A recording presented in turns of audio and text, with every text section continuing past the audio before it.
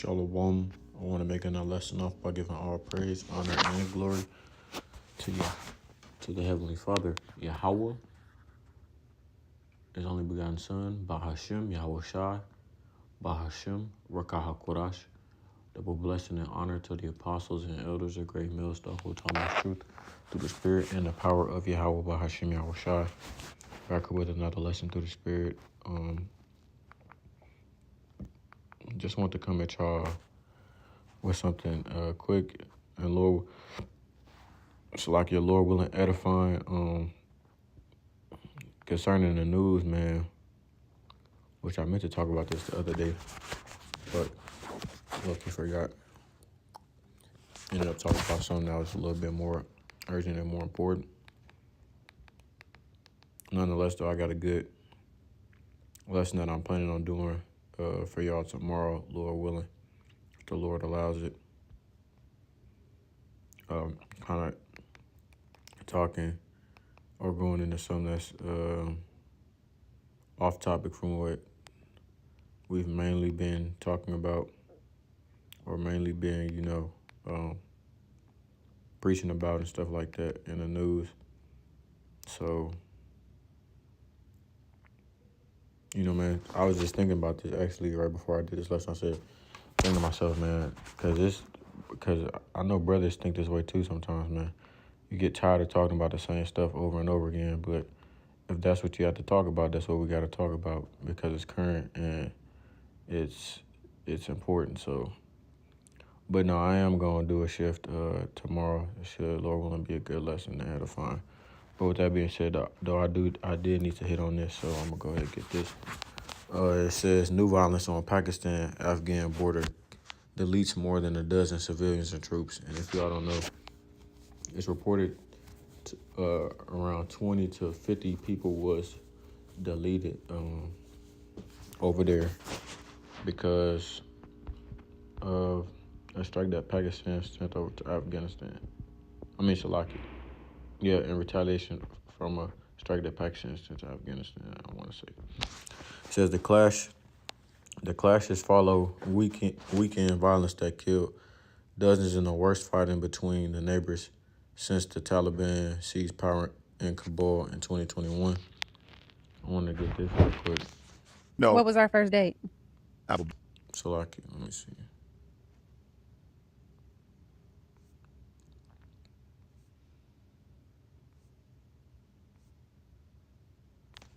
Damn. Here it is, geopolitical facts.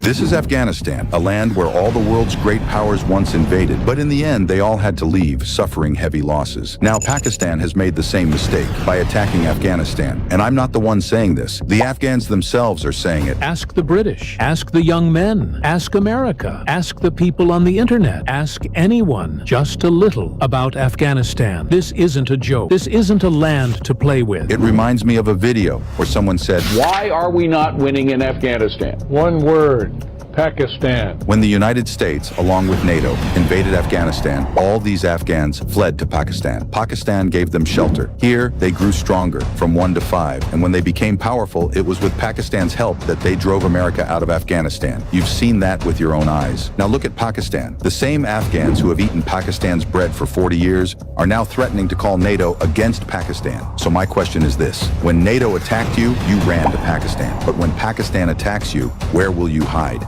Believe me, this time they won't escape like they did 2 days ago, running across the border. This is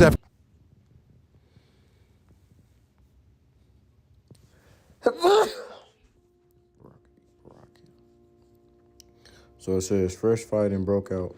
Damn. Sorry. Fresh fighting. God damn. It says fresh fighting broke out Wednesday along the volatile Pakistan-Afghanistan border, deleting more than a dozen civilians and troops to shatter a fragile peace after weekend clashes that deleted dozens. The weekend fighting was the worst between the neighbors since the Taliban seized power in Kabul in 2021, despite regular clashes between their security forces along the contested 1,600-mile frontier. Afghan Taliban said more than a dozen of their civilians were deleted and 100 were wounded as Pakistani forces launched attacks early Wednesday in the district of Spin Baldak. Pakistan said 4 of its civilians were wounded in attacks by Taliban forces in the district of Chaman, which is opposite Spin Baldak across the border. Fighting between troops and militants in a second incident in Pakistan's border district of Orakzai deleted 6 Palestinian.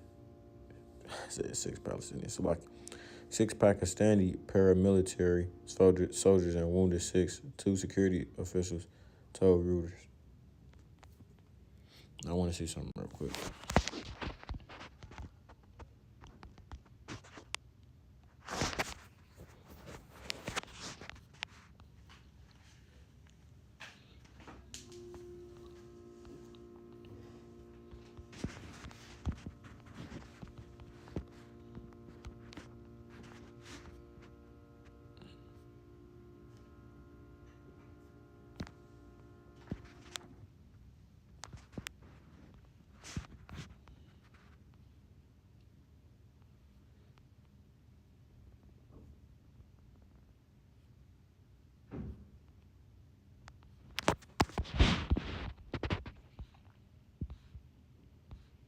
Slovakia, hold on.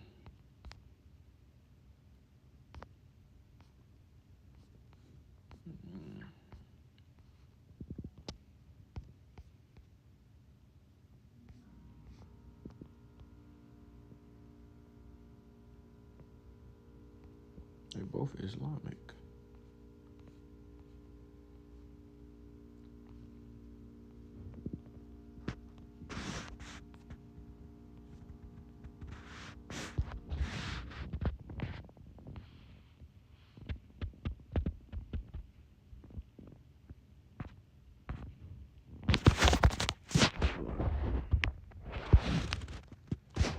They gotta be either Ismail or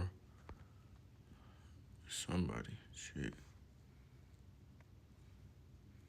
9 militants were also deleted, they said, adding that the violence broke out during a search in the area by troops after a militant attack last week deleted 11 Pakistani soldiers. That wasn't even the video I was trying to look for. I was looking for this one. Breaking news. Explosions rock Kabul after Pakistani airstrikes. Afghanistan calls it a brutal violation of its sovereignty. But here's the twist. This might not just be a border fight. It could be the opening move in a secret war between the U.S. and China, playing out on Afghan soil. October 11th, Afghanistan accused Pakistan of violating its airspace with deadly strikes on Kabul. The world saw it as another border conflict. But behind the smoke, 2 superpowers are moving their pieces. The United States is quietly returning to Afghanistan, not for peacekeeping, but to counter China's rise. Building military outposts, forging secret deals, turning Afghanistan into a strategic pawn on the U.S.-China chessboard. At the same time, Washington is deepening ties with Pakistan, constructing ports, investing in trade, and buying up rare earth minerals once controlled by Beijing. It's a silent tug of war. Economy versus influence, money versus military might. The Afghanistan-Pakistan-China border zone is becoming the world's next powder keg. Terror groups, rival militaries, and superpowers, all in one place. What do you think? Is this strategy or the start of World War III? Comment below. Breaking news. There's been a lot of proxy wars going on, as the brothers mentioned in that lesson that I watched earlier today with the elder brother, Manata Zakba, as well as the elder brother from GMS Birmingham. It's been a lot of proxy wars going on, man. If you all don't know what proxy wars are, it's basically wars that are fought by larger governments or larger countries through smaller countries. I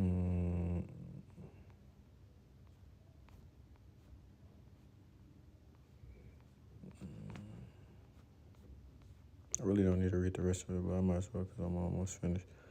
Pakistani military did not immediately respond to a request for comment on the Orakzai clash, but it dismissed as outrageous and blatant lies Kabul's accusation that Pakistan had launched the attack in Spin Baltic.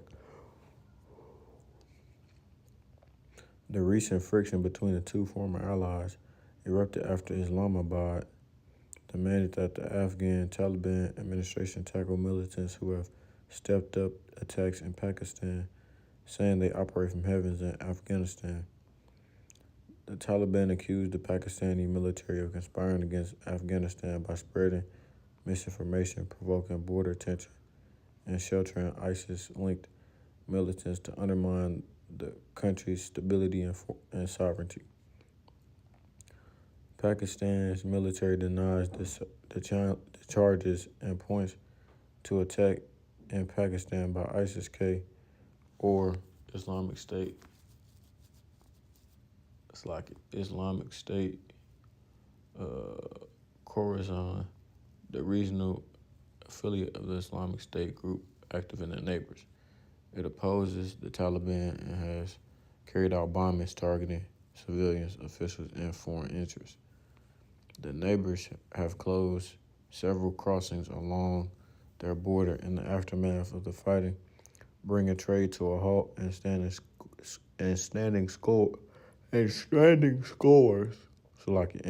scores of vehicles laden with goods. Pakistan is the main source of goods and food supplies for landlocked, impoverished Afghanistan. Famine. Last week, clashes drew international concern, with China urging protection for both its citizens and its investments, Russia calling for restraint, and President Donald Nero Trump saying he will help end the conflict. He always say that shit, don't he? The latest tension between Pakistan and Afghanistan has coincided with Afghan Taliban Foreign Minister Amir Khan Muttaqi's first visit of Pakistan's arch rival, India.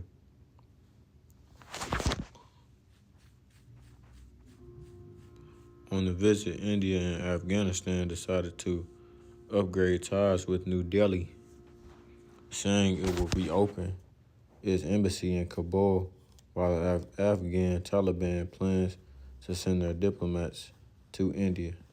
See how this shit don't make no sense. India and the BRICS, yeah, they got beef with Pakistan. So like,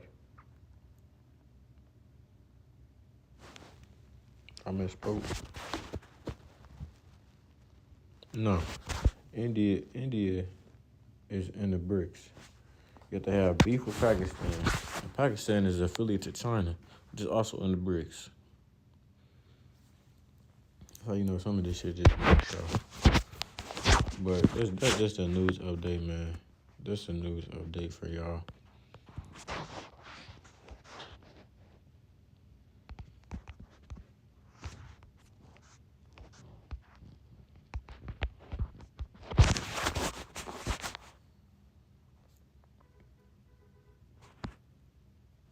So I think that's in the GLT. I mean the NLT. So like it the Apocrypha.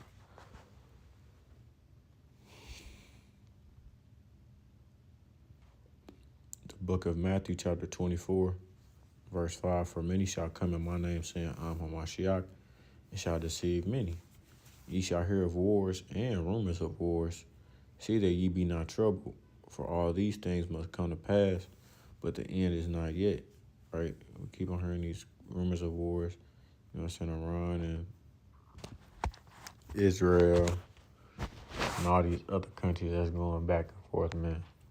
It's just signs of the end times, man. If you can't see that, all these different conflicts that keep popping up when this nigga is saying one thing and another thing's happening, it should show y'all that he don't have control over it. It's the Lord who controls these things, right? For nation shall rise against nation and kingdom against kingdom. And there shall be famines and pestilences and earthquakes in diverse places. All these are the beginning of sorrows.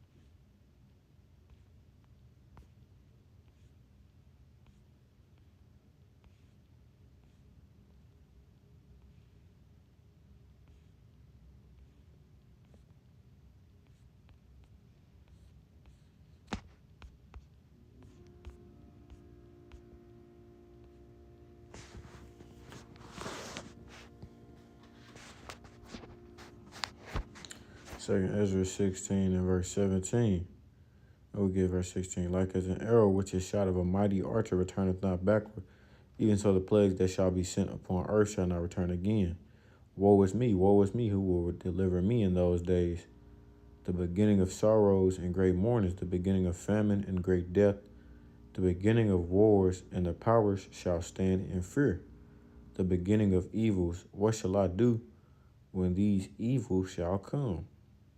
Behold, famine and plague, tribulation and anguish are sent as scourges for amendment. So woe is me, meaning sorrows, right? The Lord is putting these images in this prophecy into Ezra's head, and it's frightening to him. The end times, what they're gonna look like, or what they possibly could look like. You know, I'm looking at Pakistan, Afghanistan. They're talking about the ceasefire right now, Al Jazeera.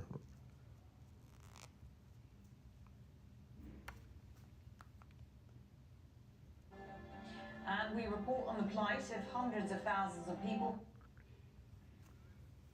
They still going through famine in that Sudan, look like.